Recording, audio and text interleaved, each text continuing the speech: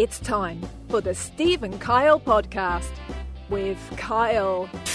Wife and I are headed down to the Sunshine State, the city Colorado. that never sleeps, the Big Apple itself. Head down to Orlando, Florida, Steve. We're going to be in Orlando, Florida at the same time.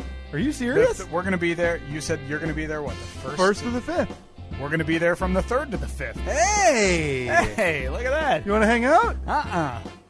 And Steve. And then I've got to mention that we've got the Wheel of Goo coming up on the morning show on Wednesday, where we That's spin a great bit. Great bit, where by we'll the way. spin a wheel, and one of us will have Get gooed. have to touch some goo. I mean, what else would the Wheel of Goo be? Right. Now, here they are, two guys who are living in style, Steve and Kyle.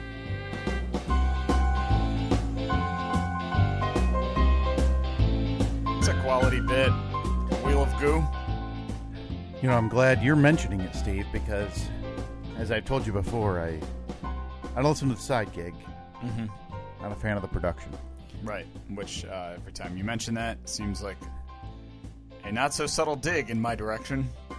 I don't know why you'd think that. What's your title over there? Executive producer. Ah. What a coincidence. Yeah. What is executive about what you do? I got the corner office, company car. Got the I'm windows. an executive. Yeah. Yeah, Let me see. You've got the expense credit card. Take yeah. Take the hot shots out for lunch when they're in town. Yeah, whenever the bigwigs, they come to town, or the people that were trying to wine and dine, woo them a little bit. Yeah. So if you were to add a baby monkey to the feces flinging crew, Yeah. would that then be associate producer or junior executive producer? I don't know. I've never been hung up on titles at all. What's higher? What is producer higher or lower than executive producer? I would think it would be lower.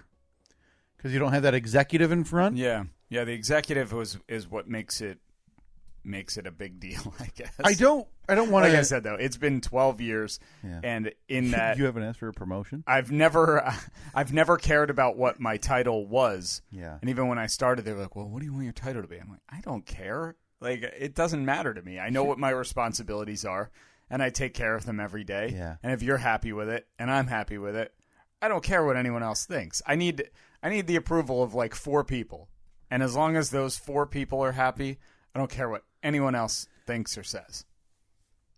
Here's what I'd like to see you do. Okay. All right. So I'd like to see you. am I gonna switch it up a bit? Am I gonna shake things up? I'd like to see you send an email right now while we're recording, All right. and it's to all the monkeys, Let me pull up. or well, I guess not all the monkeys. The monkeys who pay you. Dear monkeys. Yeah. What is the subject of this? My title? Responsibilities and in the future, because I think that really makes it. Oh, responsibilities. Yeah. I mean, that is a click on immediately. Oh, no email. question. Because the first thing, if they leave the yacht or if they have Wi-Fi on the yacht and they see that. Oh, they do. There's plenty. The Wi-Fi blankets that whole yacht. That's an immediate click, and that'll be on the poll. Does any email with the words "your future" warrant an immediate click? I think, and it does an email titled responsibilities and the future warrant an immediate click. Yes, yeah. And I'd like to see you bring up, hey, after 12 years, I think it's time I change my title. And it's instead of executive producer, because again, we don't even know what the executive means, right? I'm typing up our show notes right now, so when you look at the rundown before you listen to the podcast, and you say, "Oh, what are the guys chatting about this week? What are they cutting it up about?" The first bullet point is Steve's future with the side gig. That should get a click or two. Yeah, maybe from one of them. Yeah. No. That won't happen. You hearing a buzzing, by the way? I'm not. Okay. I'm not. Oh, and I'd like to see you really shoot after 12 years for that senior in front of executive producer. Maybe a senior vice president of executive production. Maybe add a title. So maybe you have 2 rows. So you have executive producer and then something else, whether it's, senior programming manager. What do you think about that? Boy. You like that addition? Yeah, the old SPM. Do you think is this something they'd go for if you mentioned it without, the merits of a raise? Do you think a title change would be okay in their eyes? I think if I said to them, look, I want to change my title, don't worry, you don't have to pay me anymore, they'd say, you can call yourself whatever you want. There would be no argument there. So I guess how do we weasel this in with a raise? No, I don't know about extra responsibilities. That's not the point. I think we really just shoot for that. If anything, the higher I get up the chain, the less responsibilities I'm looking for. Because I've earned my way to the top now. As you've said before, plenty of times, you won't, just like Greg Meskel, who won't shut up about the 5 Olympics he's been to, you don't shut up about how you were in the trenches. Down in the trenches. Like, you're the guy, the World War I grunts who were literally in trenches, and Steve is the way all of those documentaries should go. I don't. The next documentary about trenches should be titled that. Those World War I guys and Steve. So yeah, I'm in full support of this. So the new goal is new title, raise, less responsibility. Yeah. Okay, how do we type this out? Because I want to see this happen. I want a closed door meeting. But again, I don't want all the monkeys. I only want the monkeys that pay you, because I really think if you exclude the monkeys that aren't paying you, it really creates a nice divide on that team. Some real... Oh, yeah. Because then they're both going to be like, well, it's not my place, but I kind of want to know what's going on in that... You always want to know what's going on in a closed door meeting. Anytime you're not a part of it. Yes. Even if you know it has nothing to do with you, you still want to know, well, if it doesn't have anything to do with me, then why aren't I in there? Yeah. Like, are they talking about me?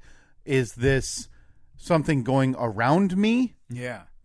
Like, the closed door meeting is of lore. It's a power move. It's a real power move. Yeah. If you have subordinates in the room and you really want to throw them for a loop, you point to one of the 3. Say there's 5 people in the room. You point to 2 of the 5 and you say, "Hey, come with me. We got to have a CDM." Closed door meeting, obviously. You make sure that there is dissension amongst the troops at all times. You really want to create at least a small enough. Now, this is what the framework for all teams is: a real divide. And you say small, I say make that divide as big as possible. Like a real crack in the framework type of thing. You make sure, make it so obvious that when you walk in the morning, again, going back to the scenario where there's 5 people in the room, you say to somebody, how'd my favorite employee do this weekend? Yeah. Huh? What'd my favorite employee get into this weekend? You make sure that they know that there is a hierarchy. Oh, I love it, because then you've got skepticism among everybody who's not pulling in like the big bucks. Yeah. You've got a little anger because obviously there's a noted difference between a closed door meeting and an open door meeting. Because an open door meeting, you can go on in, if you ask me. I don't think it matters the subject matter. If you don't know what it is, you can wander on in. They didn't close the door for a reason. Exactly. So mosey on in. Heck, they're basically asking for your opinion. If that door's open. Right. There might as well be a suggestion box in person. Like, hey, come on in. Let us know what you think about what we're doing here. And have a seat. But if that door is closed, it's the air of mystery. Yeah. Oh. Now, if you're part of the closed door meeting and there are people outside that are not part of the closed door meeting, you make it a point to turn around and look at them. Make eye contact with them through that office window as much as possible, so they know that you're talking about them. Oh, yeah, because it's got to be hush-hush, and then nobody talks about it. But then again, Like, it's always kind of talked about, like, in circles, Well, right? I mean, at some point you have to be walking through the office and you look at the person that was in the CDM with you and you say, hey, remember what we talked about? And then just kind of scan the room with your eyes. Yeah. That's it. Say it loud enough. Loud enough. That everybody loud else can hear it. Yeah. God, we got to run an office. We really do. We'd have such a good team of everybody who hates each other and nobody who talks to each other. That's my dream. Dream office. Our turnover would be rampant. We would have new employees every 2 weeks because nobody would be able to handle it. My dream office is where nobody likes anybody else and nobody talks to anybody else. How's that going? I mean, we haven't talked about this in a while. You've been part of the Corporate Kyle's been back in Mr. Corporate for a year now. Yeah. Create and divide. Well, making sure people keep their distance from you. I was out of the office for, I think 7 months with my boo-boo. Mm-hmm. Sent me home before the surgery. Didn't go back until June. So at this point, it's really just trying to get back into cleaning up the riffraff. Because trying to reestablish your seniority. You let the scum run free for that long. You don't just get rid of that scum with, a little lime away. You got to get in there with a bristle brush. Yeah. And you've really got to grinder. Yes. Knock that rust off. No question. You know all about it, Steve. You've been sitting out there on the Manchee. Yeah. That's what we call it. And we do, yeah. You call it the Manchee? Yeah. Hashtag Manchee Monday. You post a picture of the Comanche. Christ almighty, I wish I didn't ask. Like, of all the items, I didn't want to know or think was real. I don't calling it the Manchee and saying it's Manchee Mondays. God, I don't understand why you get so mad at something that brings someone else joy. I don't know that it's the fact that it brings you joy. No, it is. It's because you don't like it. It's your cult of weirdos who follow you around and they wave and they're all Looney Tunes and I can't wave because I'm a jerk because I'm only driving a normal car. Let's be honest. You would not be waving anyway. Of all the things about Jeeps that I don't want, the waving is at the top of that list. It's at the top of my list too. But you still do it, don't you? I'm not a fan of the wave. You still do it? I will not initiate the wave. So you're reciprocating the. So who's the bigger Jeep? If someone goes out, I just don't notice. Like if I pass by a Jeep, I'm sure I pass by 100 of them a day, but I don't notice it. I'm not driving and like scanning the horizon for other Jeeps to wave at. Yeah. So if I happen to see somebody with their arm out the window at the last minute, I may give them like the 2 fingers up on the steering wheel. Oh wow. The dismissive Jeep wave. No, that's the Jeep wave. That is the 2 fingers from the wheel. Yeah, like holding onto the wheel. Kind of. My interpretation was that you take off your Jeep sunglasses and then remove your Jeep branded leather gloves. Oh, that would. I mean, that's a lot to happen in a short period of time. Sorry, I'm putting that one on the poll. Who's the bigger Jeep jerk? The wave initiator or the guy who refuses to wave? Oh, boy. I guess I should put that guy who refuses to start the wave first. Yeah. Yeah, I don't... I'm sure there have been times where I've initiated, but I don't... Because Harley people do this too. Practice. And I don't know who I like less. They do their wave is down low, though. Yeah. It's almost like they're doing a low 5. I don't know why, but I feel like that's like... similar to what white supremacists do, right? I don't know if I'd go that far. Well, no, but it's like they hide the circle thing, and then it's like a Harley, like, hey, down low, right? I think that the Harley one is cooler. Inherently, you do. Well, I think that riding a Harley is inherently cool. Driving a Jeep it's not like there's nothing. It's not cool, but there's nothing cool about it. It's just another vehicle. Yeah, I think that I don't know, like it's like that lore of the badass Harley rider. Sure, and that's the thing; it's the lore. When in actuality, it's usually guys in their 50s and 60s with their wives on the back. It's a lawyer with their trunks full of the saddlebags, medicine, and extra clothes. Well, I'll need my back pill for when we get to lunch out on the lake shore. Yeah, and I need my high blood pressure meds. It's going to be a long weekend. Yeah, and I'm like. I don't know. The lore of the cool Harley rider for me is totally non-existent anymore. Well, yeah, I think that in reality, most people riding Harleys aren't like, Sons of Anarchy type guys. Right. But I don't know. I still think it's cooler. And it's cooler than driving a Jeep. It's cooler than driving a Camry. It's cooler than, whatever. I think the group who all think driving Harleys makes them part of the club is as cool as the scooter people. Because watch it. Well, do you still have those patches that a listener sent? I do. That we were going to get ironed on to a denim jacket, I believe, at some point, or a denim sleeveless jacket. Yeah, I have the patches. I still think I should do that because I think that would be great to hang up in the studio. Yeah. Showing that, I was once part of the Scoot Brigade. Yeah. Like in memoriam for your scoot time. Yeah. Those were beautiful patches too. They're very nice. They easily cost a lot of money. They were very nice. Back to that, I want to follow up on the idea of you becoming the senior programming manager, the SPM. Yeah. In addition to getting maybe senior on that executive producer title. Yeah. How do you think that would go? Like, again, in addition to a raise, because, you guys are in a stasis, right? But I think you have the opportunity to walk in, pull the pin on the old frag grenade, lob it in, and say, I can't believe, since I've been here, you've hired 2 new people to be, hosts in the studio, yet I'm still stuck behind that stupid wall.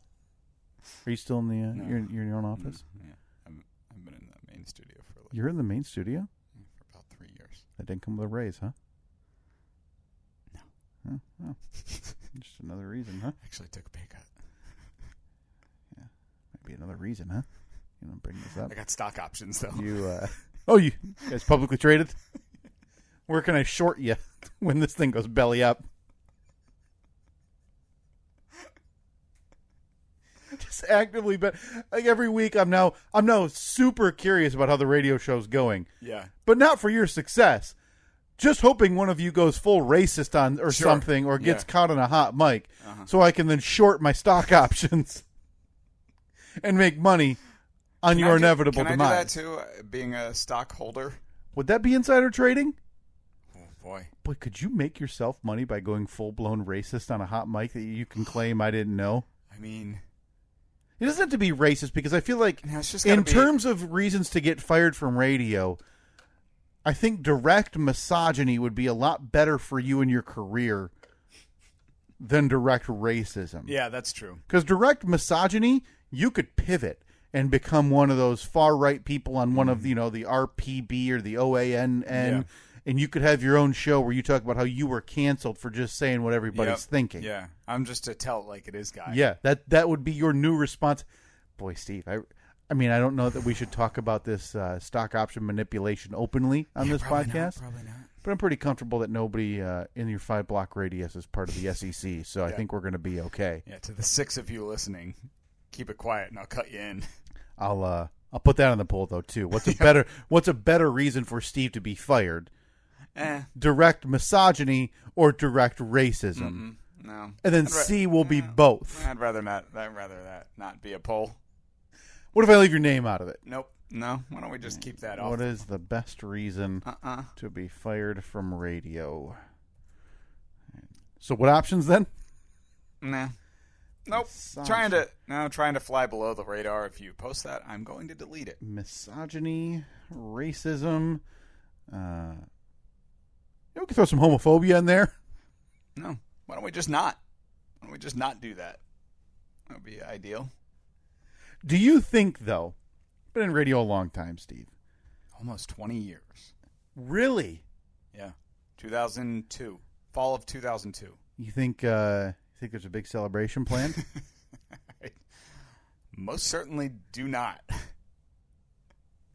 I mean, that's overall. That's since I started my fledgling career. I guess it would be November of 2002 was when I got my first part-time radio job. So because your anniversary would be the first time you got paid, in my mind, the first day you got paid for working in radio. I still remember getting that paycheck and looking at it and being like, this is amazing. I'm getting paid to do this. Yeah, right. I mean, you didn't realize that, 19 years from now, you would have those dreams and happiness that you experienced. You would have crushed dozens, if not hundreds, of those same feelings on your new radio gig. Yeah.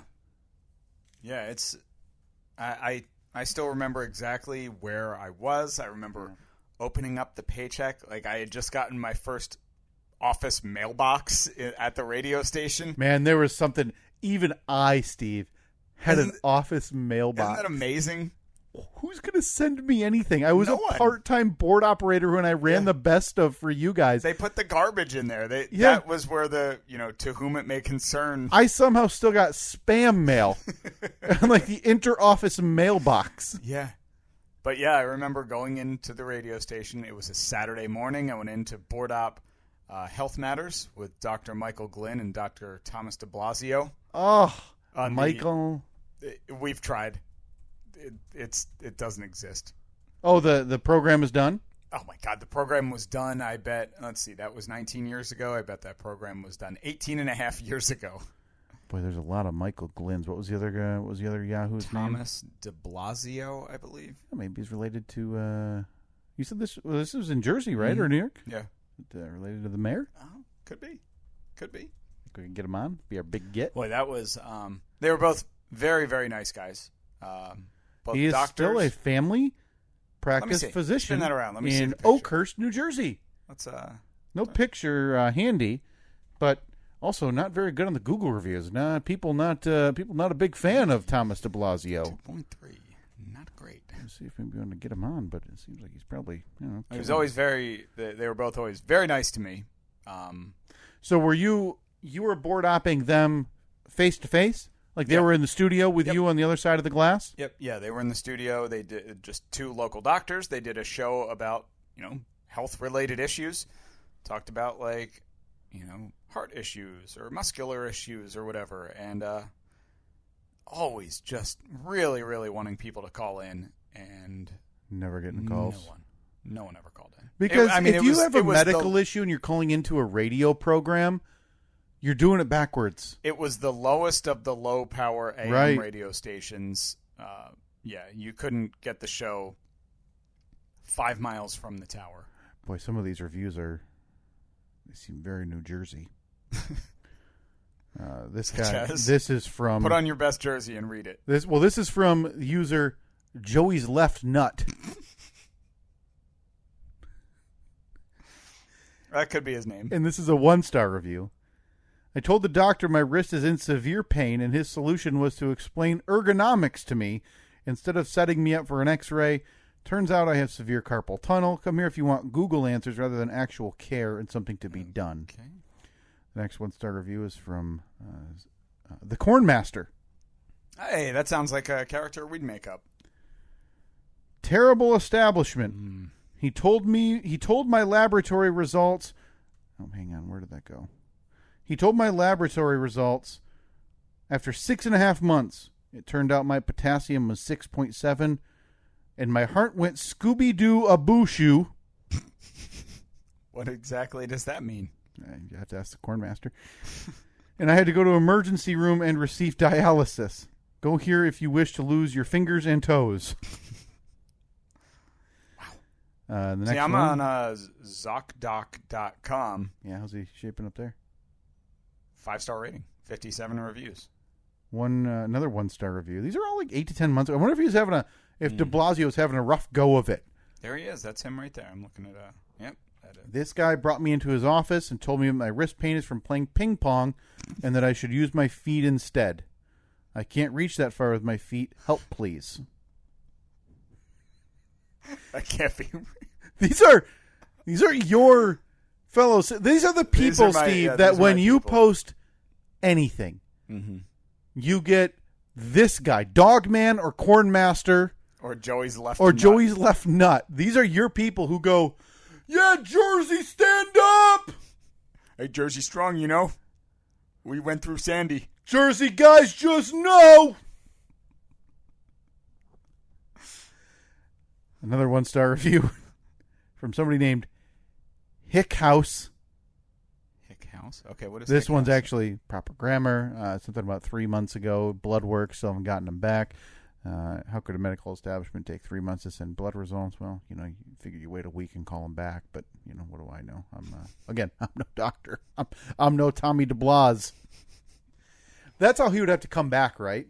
You can't have, medical hour with Dr. Thomas de Blasio. No, now it's got to be Tommy DeBlas. Yeah.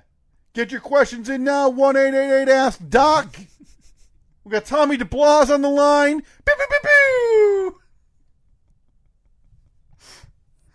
Okay, Tommy, we've got rapid fire questions coming up. Joey's left nut, you're on the air. Hang now, what do I do? Shave it off. Cornmaster, you're on. Got a headache that won't go away. What do I do?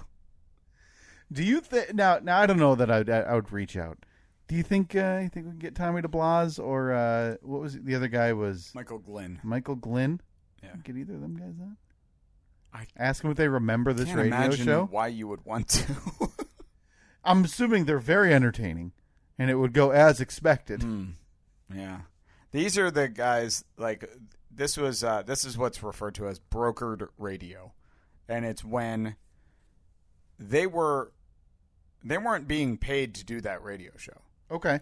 They were paying to do that radio show. Okay, because it gets their practice out there, right. So it gets their So it's they essentially had paid advertising. They had a block of time on Saturday mornings. I think it was from 7 a.m. to 8 a.m.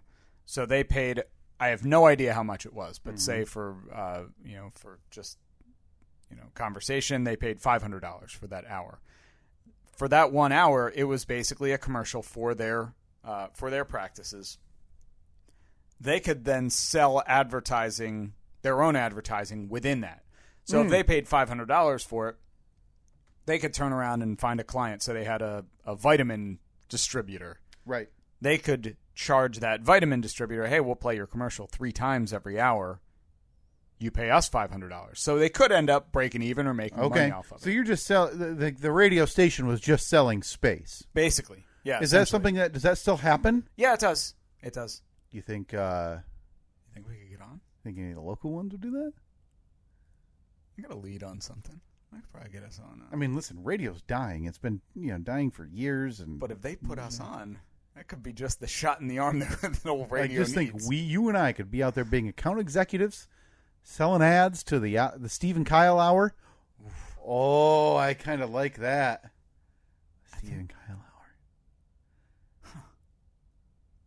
And you and I would go on there. We'd do our hijinks for an hour. We play the zippy zaps on the soundboard. And I think we could do it.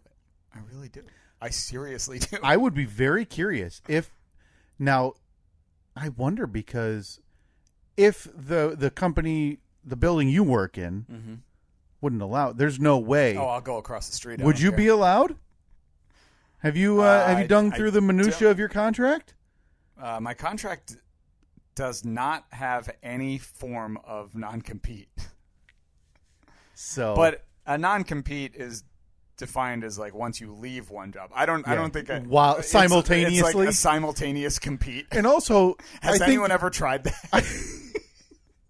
Because I'm just the guy to non-compete while I'm still here. Yeah, we're calling it the simultaneous. Yeah, hey, look, next contract. I don't want any simultaneous compete. Yeah, I think what's funny is that the idea of a non-compete is you can't go make money while this is still playing out. Yeah. But what about losing money? Because that's what we're known to do. Yeah, yeah. Can we go lose money across the street for the Stephen Kyle Hour?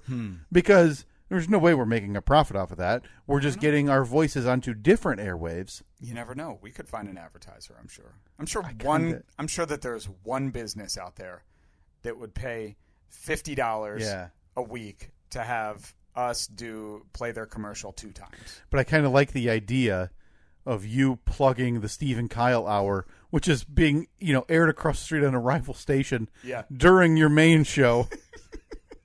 Whether it's wearing a shirt or having, on a whiteboard behind your head, tune into the Stephen Kyle Hour. Yeah, I'll set up a green screen behind me. I really like this idea. I know we've talked about it in the past. This is how the billboard campaign was formed. Yeah. It was, how do we get our face on a billboard? And next thing you know, a year later, there we are in Van Wert, Ohio, our big faces on a billboard. I've long thought about how much do radio ad spots cost, but I think that's level one. We're leveling up here with the idea of brokered radio. Yeah. Yeah. Listen, I'll travel for it. If we've got to go to... So we do this once a week, but we drive to, like, Lansing or something. Yeah. But we got, like, a professional studio. Yeah. Do we have to bring along our own, producer?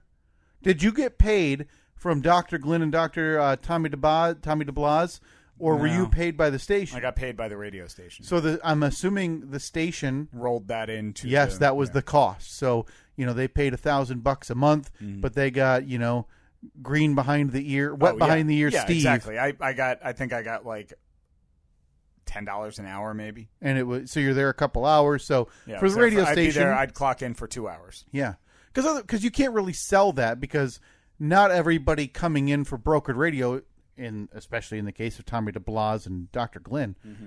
I don't know why I won't give Tommy DeBlas the doctor title, but I feel like Tommy DeBlas and Dr. Glenn's a good radio show. I feel like that's the one guy making fart noises while the other one's trying to give sound medical advice. I can't tell you how serious these two were. As they should be. They were giving medical advice. Well, it's medical advice. They were very, very by the book, but, I mean, had no clue what they were doing when it came to hosting a radio show. Sure. So they had, I believe it was 7 a.m. to 8 a.m. they were on. Prime time. On Saturday mornings, low power AM station. So... on that station, most of the programming on that radio station was fed from a satellite. So it was like at the top of the hour at 8 a.m. exactly was like 1 minute of ABC network news, and then it would play a commercial, and then it would go back into whatever the station format was, the regular programming. Like it was oldies at the time. That still happens. I mean, the Music Machine used to be satellite fed. Yeah. So, but what a lot of people may not realize is that is timed out to the second. So that has to. So at 7:59, when their show had 1 minute left, I would fire a bed, like similar to what we did. Yep. Like, all right, well, thank you for joining us on Health Matters today. Telling Tommy and Dr. Glenn. Wrap it up. Time to get out. Yeah. So enough talk about bunions. So that would play for exactly 1 minute, and at the end of that minute, I would then rejoin like I said, the ABC News. So top of 8 o'clock, you're syncing up to the second, so you can hear whatever newsman is coming in with ABC News Radio. So at 7:59, I fire that bed to let them know you got 1 minute. Yep. Wrap it up. So if they wrap it up early, no problem. I just keep the bed up until exactly 8 o'clock, and then the news starts. It was always Dr. Glenn would say, well, thank you for joining us this week. Next week, we're going to have this, this, this, and this. And he was really good at talking up to like 7:59:55 or so. He'd start to get like... He'd been practicing. He knew. He knew the outro monologue. He knew that he couldn't go past 8 o'clock. Very nice. So he'd talk until 7:59:55, and he'd say, well, thank you for joining us, and we'll talk to you next week. And then without fail, every single week, Dr. de Blasio would jump in and try to add one more thing in the 4 seconds, and he'd say, yes, I thank you for joining us. And we really appreciate. You think there was some tension? A little bit. You think because got to be the last one to talk? Because that's the thing. It's this last word kind of syndrome. Yeah, like he wrapped it up perfectly. You don't need to. Yeah. But Tommy just did not like feeling. That's typical DeBlas too. Guy just couldn't feel like he was being left out. Just hated it. Dr. Glenn's getting all the limelight. Tommy DeBlas with the backward hat and the, where everybody. Dr. Glenn had the doctor's coat, buttoned up. Yeah. DeBlas is obviously. Yeah, DeBlas has got the open jacket with an AC/DC shirt on underneath. Boy, what a wormhole we just went into. Well, yeah, we're talking your 20th anniversary, though. Yeah. And personally, That's right. I mean, I don't know where it goes in terms of our listeners. Well, I'm fascinated by radio tales and stories. I love them. I could listen to them and swap them for eternity. I'm fascinated. And I know for a fact, anytime we talk, your side gig, more people are generally interested in what we're doing anyway. Sure. Just because they think we're going to, unveil some big news about the radio show here. Speaking of which, next week, major bombshell about the side gig. You're not going to believe this one. Can you believe they did what they did? You thought you knew these guys 5 years ago. Click here to find out what they're doing now. It's now like a BuzzFeed article, but audio. Yeah, the big 2-0, big 20 years coming up. That's a big just one. over a year. I mean, I'm not. 20 years, technically, yes, I've been getting paid, but I consider it the following year was when that was my first full-time radio show. I think November next year, 2022. Do we do a party? I'm not interested. This isn't radio. I was kind of hoping you were going to throw me the party. This isn't radio. What am I throwing? I mean, have the as a tip of the cap. Have the yacht riding monkeys do something for you. Get you a cake or something. I think at 6 a.m. Whatever long-winded self-indulgent intro over there plays. Mm-hmm. No offense. The mics get cracked open, and like 6:02, you rip off your jacket. Like, happy 20th anniversary, Steve. You blast like 3 party poppers. And it works now because, again, you're in the studio. I didn't know that. Yeah. You pop like 3 of them. Everybody's like, what the hell are you doing? And you say, congratulations, Steve. No, I pop the party poppers, but then I just say, thank you. Couldn't be said enough. I appreciate it. Thank you. And then they all stare at you blankly. It's my 20th anniversary. I'd really like to see this happen next year. Set a reminder. November 20th. For like late October. Yeah. So I can order some party poppers. I mean, I got to be prepared. Well, yeah, you don't want to order them now. I'm assuming there's gunpowder in those. Probably. It would go bad by next year. Next thing you know, you have a devastating radio station accident as man blows off hand with novelty party poppers. Celebrating his 20th paycheck anniversary. October 20th, 2022. Set a reminder.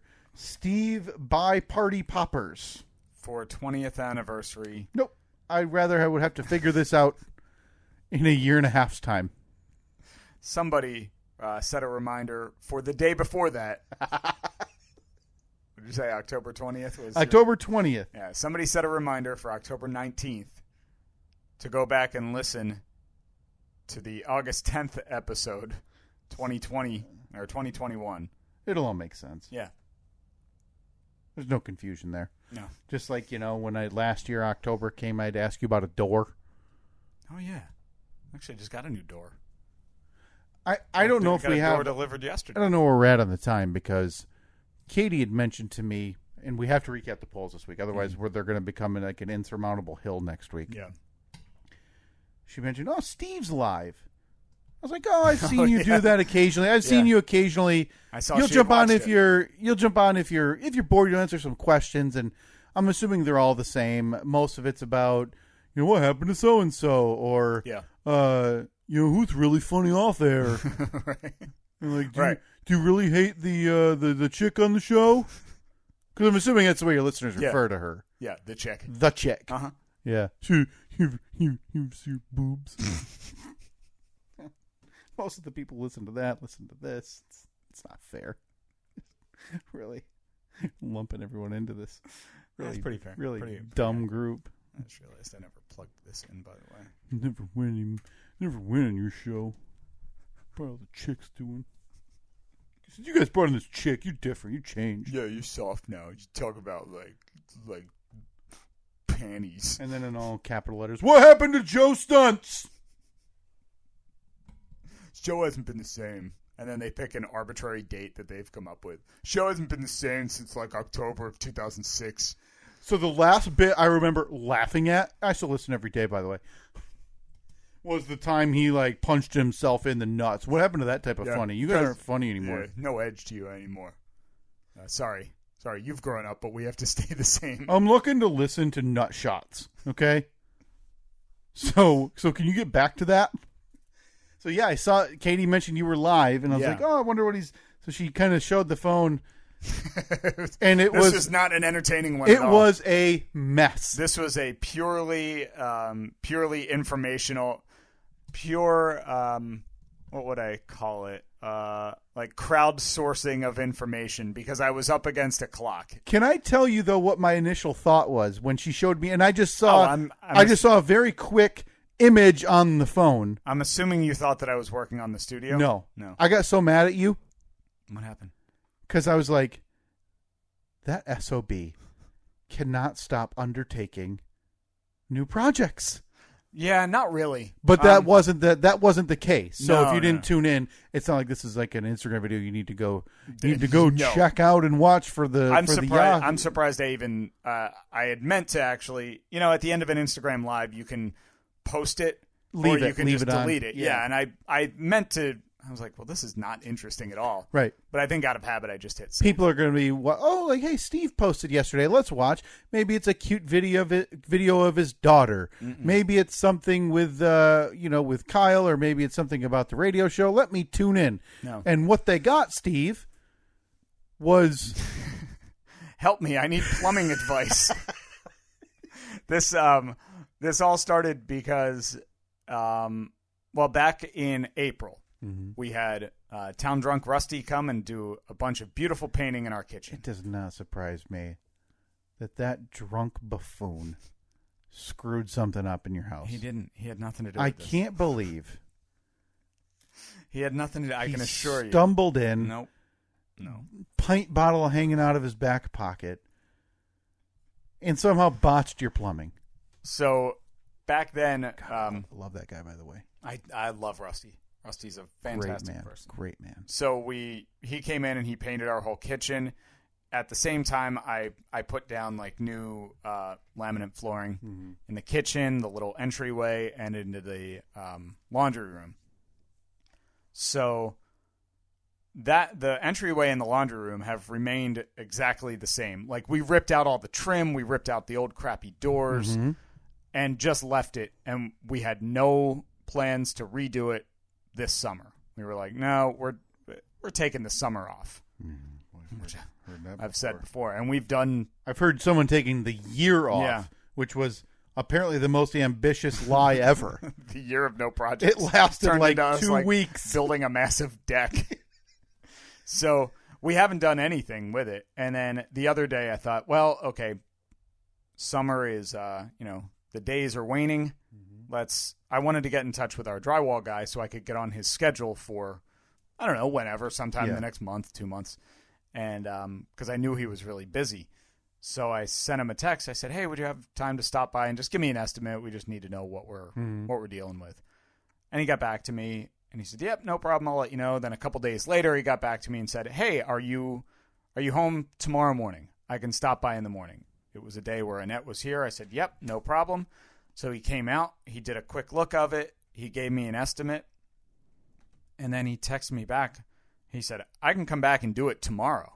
And I was like, whoa, okay, because this room, it's a complete mess. There's holes in the walls everywhere. Like, it just needs somebody to go through and patch all the holes, make it look nice. I'm not good at that stuff, so I was like, rather pay you. Go for it. And then I got home from work the other day, like the day before he was going to come and do the work, and I realized, oh, crap, I still got to fix a lot of stuff. I had to, take out one of the lights that was installed because the wiring was wrong. The plumbing was all screwed up. And that's when I took to Instagram Live because I didn't know if our plumbing was correct, how it was. And at that point, it's like 4 o'clock or 5 o'clock in the afternoon. Boy, you're... So it's not like I can call up a plumber and be like, hey, can you come out? Or if you do, you're going to get disgruntled guy who needs the money. Or I'm going to pay the emergency after hours fee. Right.